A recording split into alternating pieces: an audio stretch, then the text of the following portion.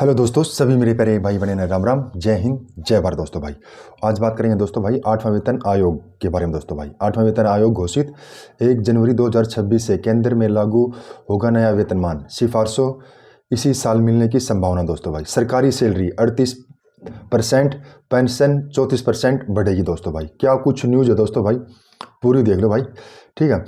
तो 1,15,00,000 केंद्रीय कर्मचारी और पेंशनरों को होगा फायदा।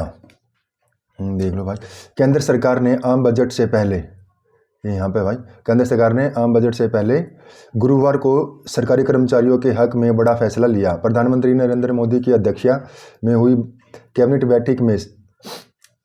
बैठक में सरकार ने 8वें वेतन आयोग के गठन को मंजूरी दे दी है भाई। तो 8वें वेतन आयोग की भाई मंजूरी दे दी है। इसमें 45 लाख केंद्रीय कर्मचारियों और 65 लाख पेंशन, कुल मिलाकर 1.15 करोड़ को फायदा होगा। 7वें वेतन आयोग का कार्यकाल 31 दिसंबर 2025 को खत्म होगा। 1 जनवरी 2026 से 8वें वेतन आयोग का कार्यकाल शुरू होगा।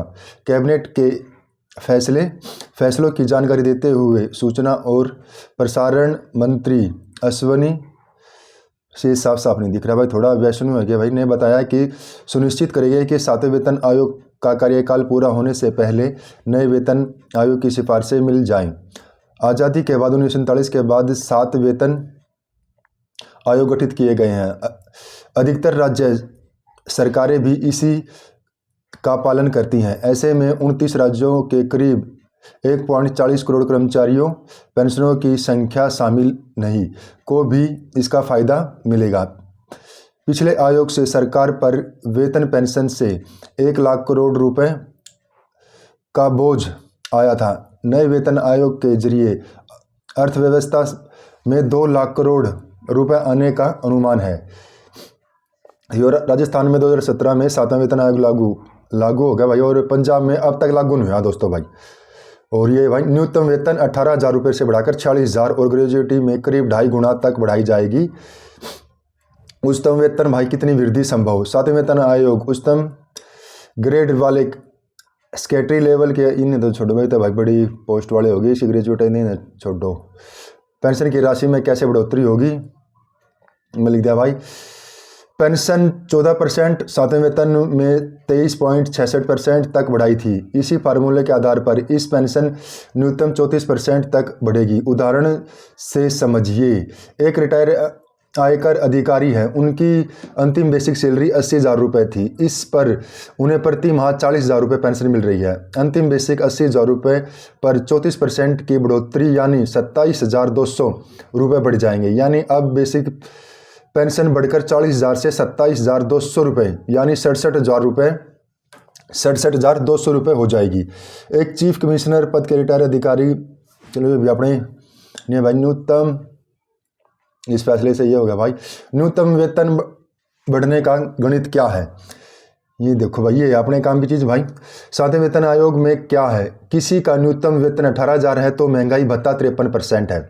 31 दिसंबर 2025 से पहले 2 बार में 3% महंगाई भत्ता मिलेगा, यानी कुल महंगाई भत्ता 59% हो जाएगा। इसे जोड़कर 8वां वेतन लगने से पहले कुल वेतन 28,620 रुपये होगा। 8वें वेतनमान में क्या होगा, संभावित फिटमेंट फैक्टर 2.57-2.90 रहेगा, यानी वेतन में इतने गुना की बढ़ोतरी होगी।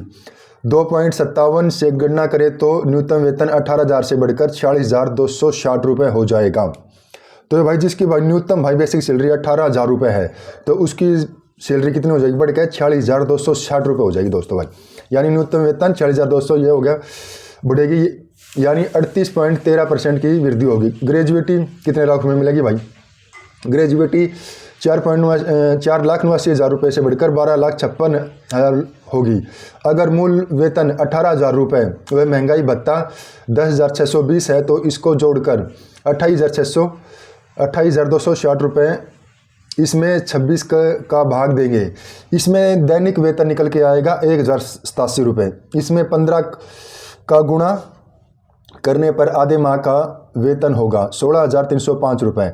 अगर उसने 30 साल नौकरी की है तो उसकी ग्रेजुएटी होगी 16 लाख 16,301 यानी गुणा में 4,89,000 रुपये। इसे अगर 8वें वेतनमान के 2.57 फिटमेंट से गणना करें तो यह राशि 4.89 गुणा में 2.57 यानी 12 लाख रुपए हो जाएगी। यानी वह ये है जो बेसिक है आपकी बेसिक सैलरी प्लस डीए का आधा, ठीक है। तो उसको अब हम जितने साल आपने नौकरी करी है 20 साल 10 साल 25 साल 30 साल तो उसको आपने गुणा कर लियो, तो उसमें आपने निकल कर जाए कि आपने ग्रेजुएटी कितनी मिलेगी। और ये प्राइवेट जॉब वालों पर भी क्या असर होगा, तो प्राइवेट जॉब वालों को भी मिलेगी दोस्तों भाई। इनकमिंग 2 लाख रुपए का आय खर्च भाई ये हो गया। अब ये देख लेते हैं भाई आयकर विभाग के डेटा के अनुसार देश में वेतन से व्यक्तिगत आय 2016-17 में कुल 13.96 लाख करोड़ रुपए थी। 7वां वेतन लगने के बाद वेतन से व्यक्तिगत आय 2017-18 में बढ़कर 15.94 लाख करोड़ रुपए हो गई, यानी 14.18% की बढ़ोतरी हुई है। अर्थव्यवस्था मांग पर खपत दोनों बढ़ती हैं। इकाई इंडिया के मुख्य नीति सलाहकार डीके श्रीवास्तव के अनुसार 1947 से अब तक आए 7 वेतनमान ने सरकारी खर्चे तो बढ़ाए पर लाखों लोगों की वित्तीय स्थिति भी सुधरी है। 7वें वेतनमान में सरकारी खर्च 1 लाख करोड़ रुपए बढ़ा था। इससे 2 बदलाव देखें। पहला, पैसा या तो बैंक में जाता था या फिर बाजार में खर्च होता। दूसरा, बाजार में जाता तो मांग तेजी से बढ़ती, यानी मांग और खपत में गणात्मक प्रभाव। वाहन की बिक्री भी होगी भाई, ज़्यादा बढ़ेंगे तो। होम लोन एक साल में 11% तक बढ़ोतरी हुई। 2017-18 में बैंकों ने कुल 143 लाख करोड़ रुपए के होम लोन बांटे। यह सालाना आधार पर 11% ज़्यादा थे। 7वें वेतन आयोग में अधिकतम सैलरी 80,000 रुपये से बढ़कर 2.5 लाख रुपये हो जाएगी। पहला वेतन लागू था भाई 1947 में, जिसमें सैलरी थी न्यूनतम 55 रुपये, जब कर्मचारी थे 15 लाख। 1959 में 80 रुपये सैलरी थी भाई, बेसिक सैलरी, और वृद्धि 14% हुई, 25 लाख कर्मचारी थे। 1973 में 185 रुपये थी, 19% बढ़ी, 30 लाख कर्मचारी थे। 1986 में 750 रुपये, 30% बढ़ी, 35 लाख कर्मचारी थे। 1947 में 2,560 रुपये बेसिक सैलरी न्यूनतम सैलरी, 40% बढ़ी, 30 लाख कर्मचारी थे। और 1997 ये हो गया 97 भाई, 2008 में थे 7,000 बेसिक सैलरी भाई, और वृद्धि हुई 16.22%, करीब कर्मचारी थे 60 लाख, और 2016 में हुए 18,000, तो वृद्धि हुई 30-40%, तो कर्मचारी थे 1 करोड़। तो 8वें वेतन आयोग में भाई ये है, न्यूनतम वेतन 8,000 रुपये से बढ़कर 40,000 रुपये और ग्रेजुएटी में करीब 2.5 गुना तक बढ़ोतरी होगी भाई। तो ये थी दोस्तों भाई आज की एक वीडियो भाई। तो अब 2026 में भाई कितने रुपए आपकी सैलरी होगी, तो न्यूनतम वेतन 18,000 से बढ़कर भाई 40,000 रुपये हो जाएगी आपकी सैलरी भाई। और ये आने वाला टाइम ही बताओगा भाई क्या कितनी सैलरी बढ़ेगी।